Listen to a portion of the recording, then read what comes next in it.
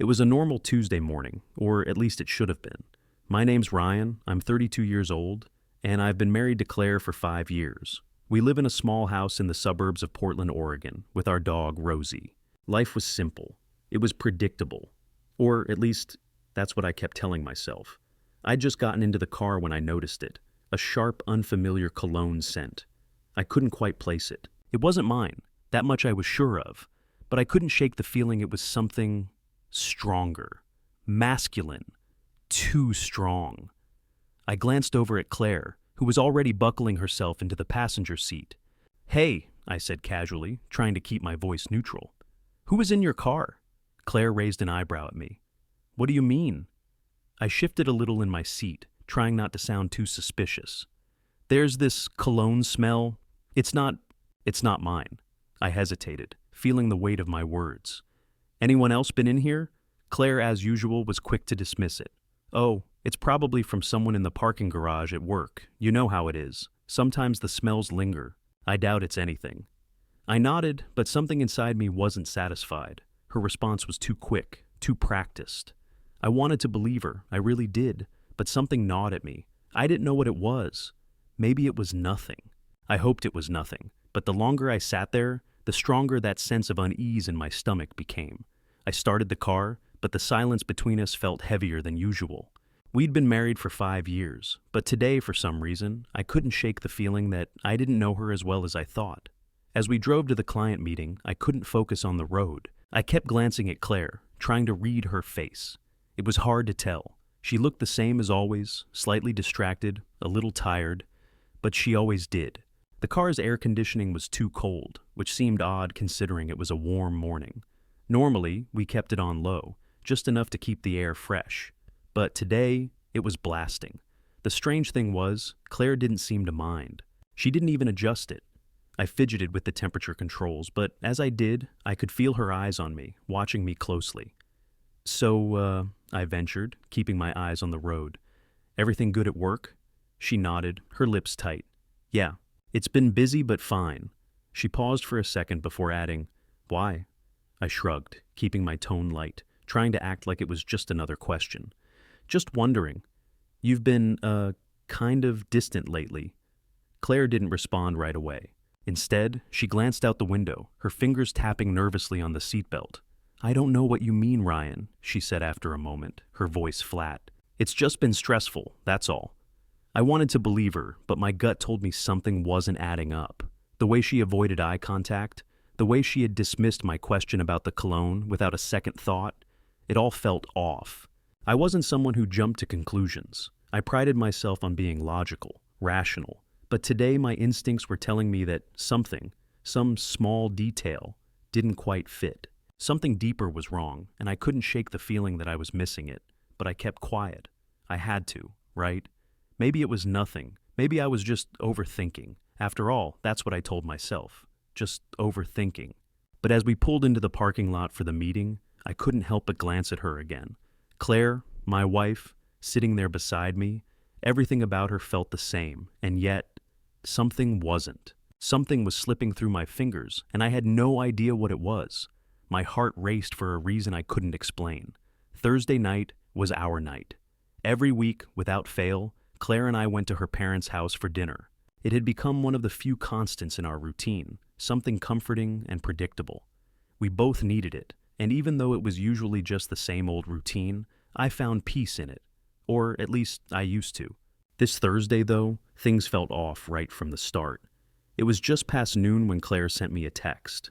"Hey, there's a work emergency. I'll be late tonight. Go ahead without me, okay?" It wasn't like her to bail on dinner with her family. She always looked forward to those Thursday nights. Well, mostly.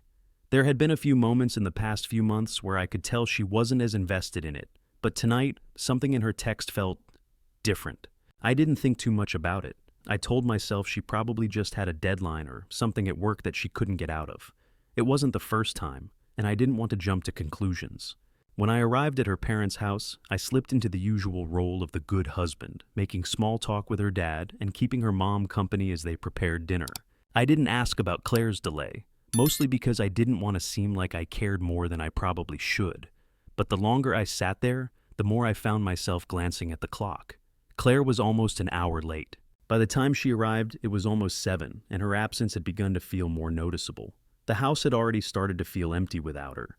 But then she walked in, and I barely recognized her. Her hair was damp, wet, almost as though she had just stepped out of a shower, and she looked like she'd just applied her makeup. Her cheeks were flushed, and there was a faint scent of something I couldn't quite place, like chlorine. Something fresh but odd. I was sure she hadn't been swimming. She hadn't mentioned any plans to go for a swim earlier, but that chlorine smell lingered in the air as she walked in. My stomach turned slightly. "Sorry I'm late," she said, offering her usual smile, but this time it seemed too wide, too rehearsed. Traffic was a nightmare, and the GPS got me all turned around. "Must have been some traffic," I replied, trying to keep my tone light. "You look different. Everything okay?" Claire gave a small laugh, brushing the comment off. "Yeah, I just rushed out of there so fast. Didn't even have time to freshen up." Her outfit was also unusual for a simple family dinner. She had changed into something a little too fancy, too formal for a Thursday evening at her parents' house. A tight navy dress with just the right amount of sheen, which I hadn't seen her wear in ages. I didn't ask about the outfit. It didn't seem like something that needed to be questioned, but the combination of everything, the late arrival, the fresh makeup, the damp hair, the out-of-place outfit, and the faint chlorine smell, set something off in me. Claire quickly slid into her seat next to me, like nothing was wrong. She smiled at her parents, chatting away as if everything was normal, but I couldn't stop staring at her, trying to piece it together. "You hungry?" she asked, like she was trying to shift the attention off me. "Mom made your favorite, roast chicken." "I'm fine," I said, half paying attention as she went on about her day. My mind was elsewhere, focused on the questions piling up in my head. Why was she so late? Why didn't she mention anything about getting wet? Why the new outfit? I decided to let it slide for now. Confronting her about these small details would only make me seem paranoid, and I wasn't sure I even wanted to know the answers. So I kept the conversation light, nodding along, even though my gut told me something wasn't right. At some point during dinner, Claire excused herself to take a call, leaving me alone with her parents. I sat there, feeling the silence between us grow. My mind wandered back to the strange details, the way she had looked when she walked in, the chlorine smell that still hung in the air like an unanswered question. I couldn't shake the feeling that something was off. It wasn't just the small things, it was the way Claire had acted tonight. Something about her was different, but was I imagining it? Maybe it was all in my head. I decided not to press it. Not tonight. Instead, I took another sip of wine, letting the conversation flow around me, but a sense of unease lingered in my chest, one that I couldn't quite shake. And as the night went on, it only grew stronger. Claire returned to the table, and for the rest of the evening, she acted like everything was fine. But I couldn't stop thinking about her lateness, her appearance, and the strange details that didn't add up. The questions sat heavily in my mind, and no matter how hard I tried to push them away, they only got louder. I just hoped, for both of our sakes, that I was wrong. But deep down, I couldn't help but feel like I wasn't. That night, after Claire and I returned home, I found myself alone in the living room, staring at the television without really seeing it. The house felt eerily quiet, and I couldn't shake the tension that had settled over me like a thick fog. I wanted to talk to Claire, to ask her about the strange behavior, the new outfit, the late arrival, the chlorine smell. But I didn't. I couldn't. Not yet. There were too many questions without answers, and I wasn't sure I wanted to hear the answers she might give. Claire, oblivious to the storm brewing in my mind, went straight to the kitchen to start preparing some food. She hummed softly as she moved around, and I found myself watching her. Her movements were so familiar, so ordinary, but I saw them through a new lens now. Everything she did felt distant. She didn't seem to notice how tightly I was wound, how much I was holding back. It was as if we were two strangers sharing the same space, both pretending that everything was fine. I couldn't sit still, so I started pacing the house, restlessly searching for something, anything that would give me some clarity. I checked Claire's bag, rifling through it like a man desperate for answers. But there was nothing there. No phone numbers, no receipts, no evidence to confirm my growing suspicions. Just the usual things: makeup, her wallet, the odd crumpled receipt. I dug deeper, but all I found were more contradictions, more nothingness. When I returned to the living room, Claire was on the couch flipping through a magazine. She looked up at me with a soft smile, as if nothing was wrong. "You okay?" she asked, her voice sweet, almost like she was trying to soothe me. "Yeah, just thinking," I said, my voice betraying me. It was the kind of answer I always gave her, and it was the kind of answer I always got in return. Everything was fine, just fine, but it wasn't fine, not anymore. I sat down next to her, trying to act normal, but the unease in my gut kept growing. I couldn't stop thinking about the way she had smelled tonight. The chlorine, the fresh makeup, the damp hair. The way she had arrived, so different from the woman I'd married. And then there was her story, the traffic, the GPS problems. It felt too rehearsed, too convenient. I wanted to believe her, I really did. But every time I tried, my instincts screamed at me, telling me that something wasn't right. I sat there in silence, my mind racing. I had spent so many years convincing myself that everything was fine, that our marriage was solid. But now, with every new detail, every new contradiction, the foundation beneath me seemed to be crumbling. When Claire looked over at me, there was a brief flicker of concern in her eyes. "What's wrong, Ryan? You've been distant lately," she said softly. I shook my head. "I'm fine." But I wasn't fine. I couldn't tell her that, though. I couldn't explain why I felt like a stranger in my own life, why I was suddenly questioning everything I thought I knew. She smiled at me, that same gentle smile she always gave me when I pushed things aside, and I tried to smile back. But it felt forced, like a mask I was putting on just to get through the night. Later, as I lay in bed, my mind raced through all the moments from the evening. I replayed the look on Claire's face when she walked through the door, the way she had avoided eye contact when I asked her questions, the strange, almost clinical way she dismissed everything with a simple work emergency. Something had shifted, and I wasn't sure what it was. Maybe it was nothing, but deep down, I knew it wasn't. I just didn't have the courage to face it, not yet. I closed my eyes, trying to silence the noise in my head, but the unease wouldn't leave. The longer I laid there, the more I realized. Something had changed between us, something that I couldn't ignore, something I wasn't sure I could fix. And for the first time in a long time, I felt utterly lost. Claire had been planning the spa day for weeks. I could tell she was excited, but I wasn't sure why. Maybe she was tired, or maybe it was just the idea of a few hours away from me that had her looking forward to it so much. She mentioned that I should take the opportunity to have some time to myself, but I didn't feel like being alone. I didn't feel like doing anything, really, but something gnawed at me, something I couldn't shake. I needed to know. I needed to see it with my own eyes. So, when Claire left that Saturday morning, I didn't head out for a run as I'd planned. Instead, I stayed behind, watching her go, pretending everything was normal. As soon as she was out the door, I followed her. It wasn't something I ever thought I'd do, tracking her, following her every move, but the unease in my chest had been growing, and I couldn't ignore it any longer. I told myself I wasn't doing it because I didn't trust her, but because I needed answers. I had to know if everything I was sensing was just paranoia or something more. I parked a few blocks away from the spa, trying not to be obvious, trying to tell myself it was nothing. I sat in the car, staring out at the building, waiting for her to arrive. Minutes felt like hours. It wasn't like I expected Claire to do something terrible. She'd always been the one I trusted the most. But what if I was wrong? What if I had missed something? Then finally, I saw her. She pulled into the parking lot, her car rolling to a stop. She got out, looking more put together than I had seen her in days, her makeup freshly applied, hair still damp. She looked different. I watched her walk toward the spa entrance, but before I could turn away, I noticed something. A man was walking toward her from the opposite side of the parking lot, and when they saw each other, Claire's face lit up. She smiled, laughing at something he said. I leaned forward, squinting through the windshield. The guy seemed familiar, but I couldn't place him, and then it hit me. He was the one whose cologne had been lingering in her car the other day. The same sharp, masculine scent that had gnawed at me all this time. I watched them stand too close, sharing a private moment that no one should have seen. It wasn't just the closeness that caught me off guard. It was the familiarity in their laughter, the way Claire's shoulders relaxed when she spoke to him. Her body language was different too, more open, more relaxed. And then, it happened.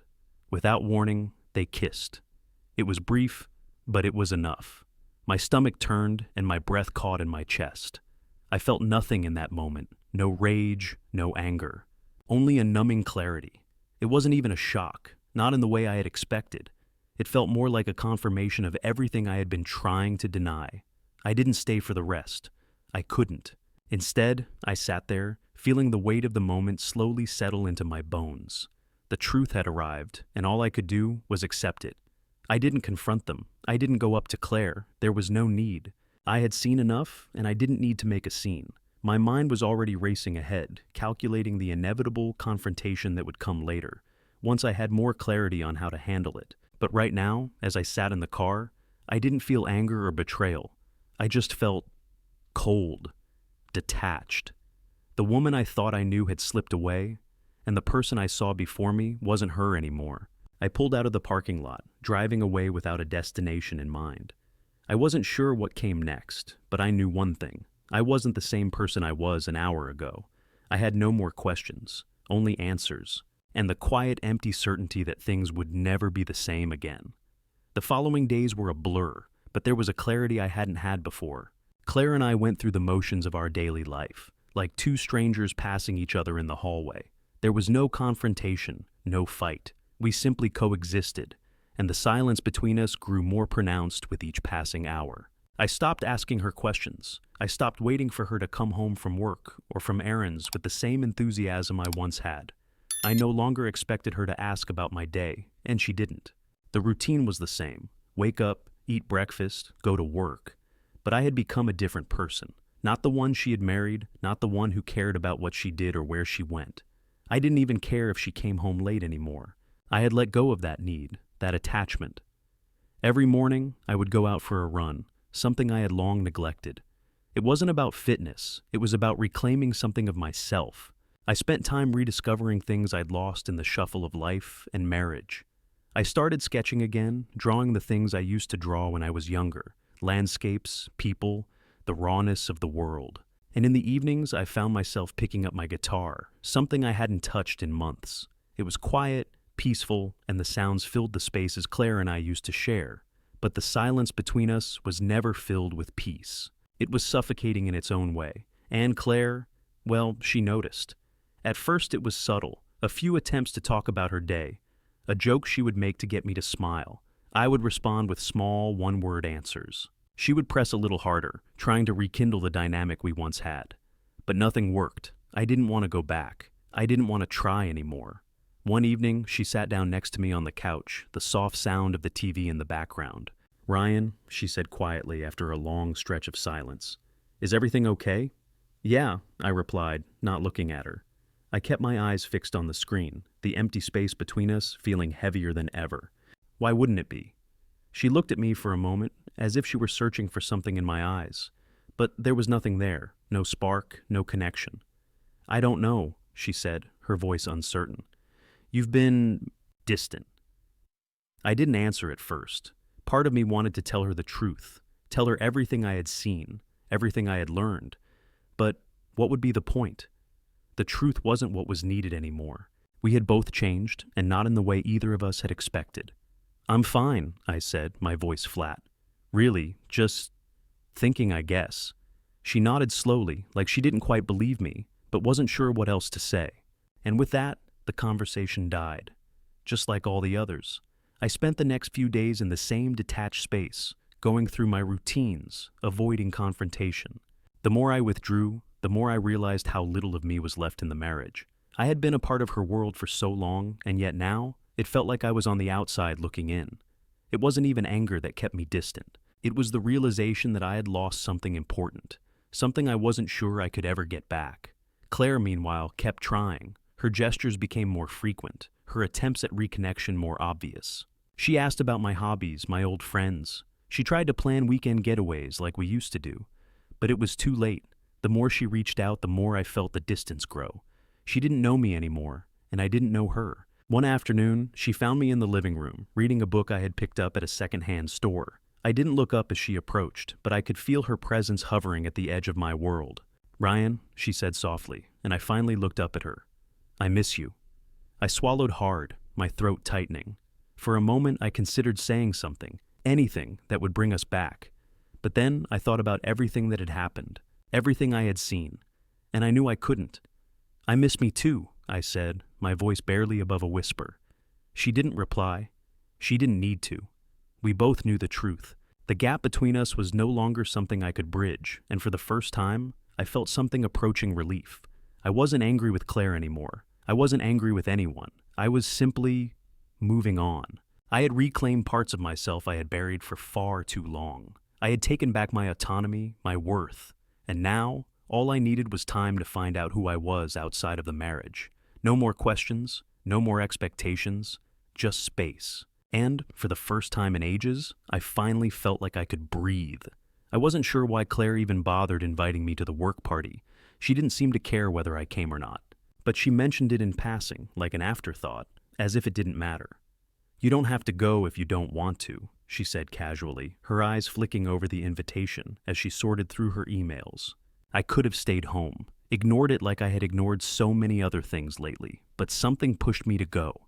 Maybe it was the need to prove something to myself, to show Claire I wasn't going to sit idly by, waiting for her to care.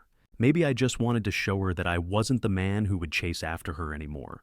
I dressed with intention, choosing something simple but sharp, something that said I wasn't just tagging along. I wasn't desperate for her attention anymore. I wasn't looking for validation.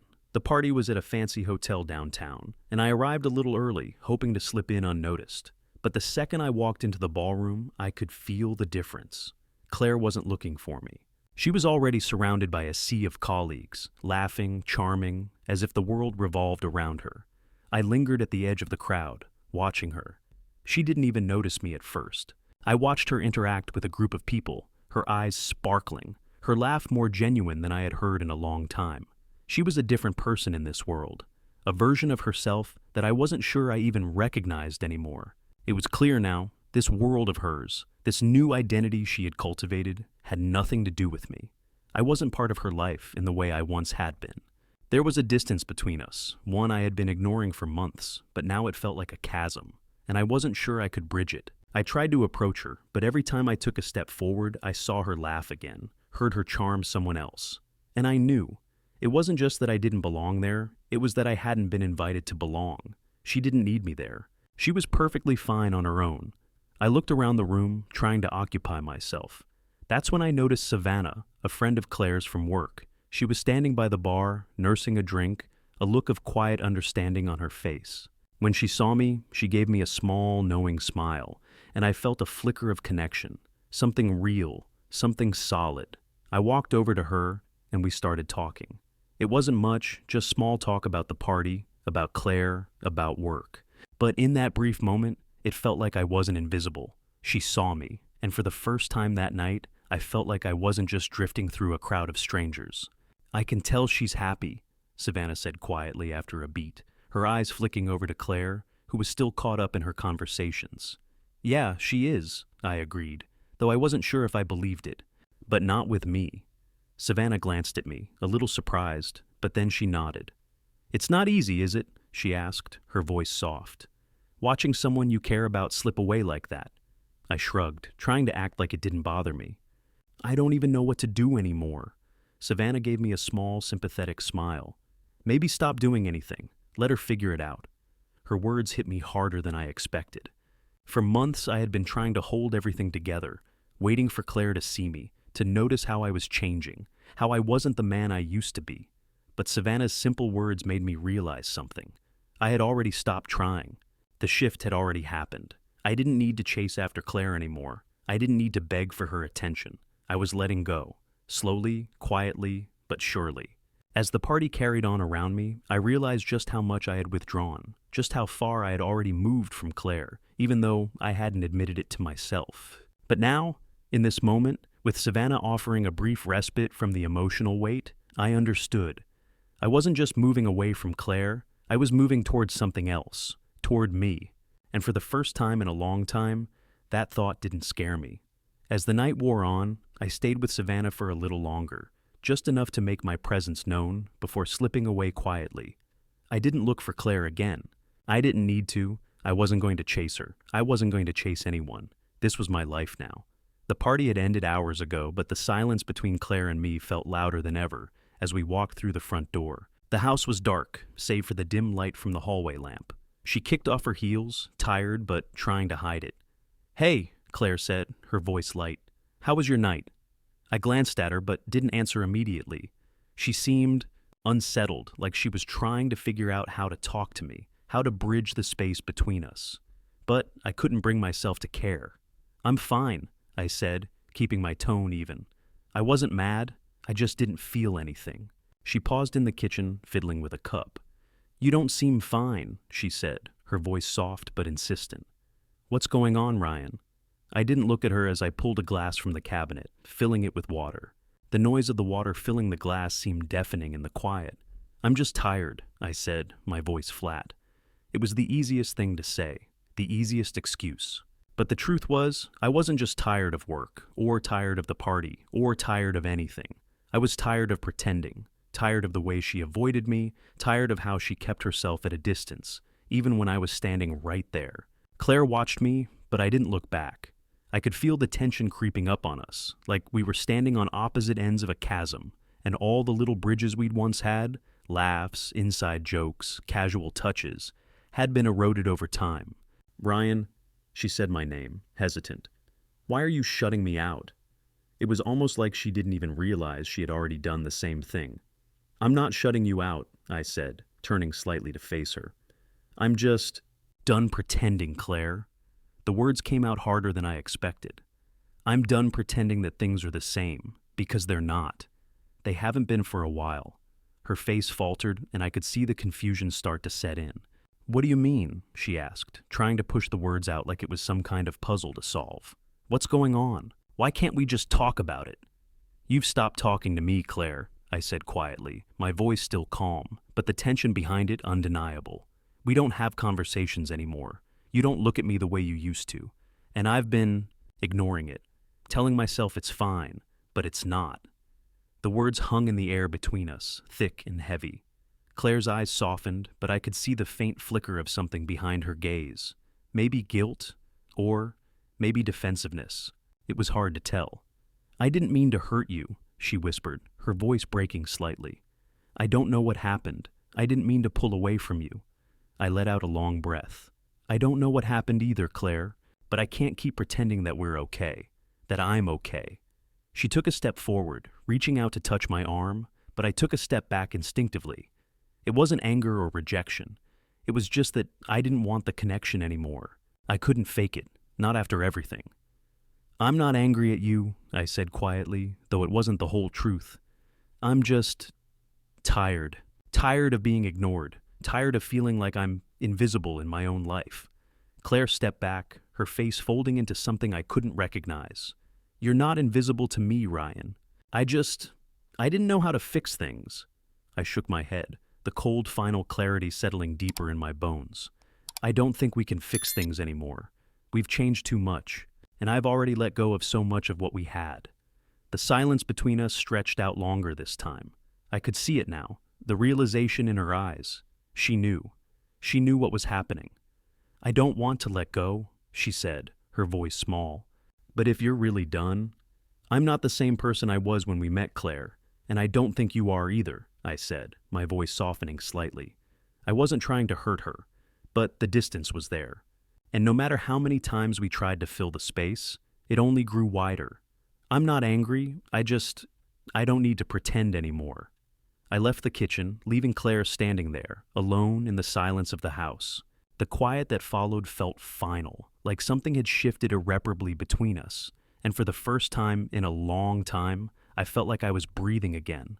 I wasn't angry with Claire, but I was angry with myself, for letting things get this far, for not seeing the cracks earlier, for letting her keep me in a place where I wasn't really seen.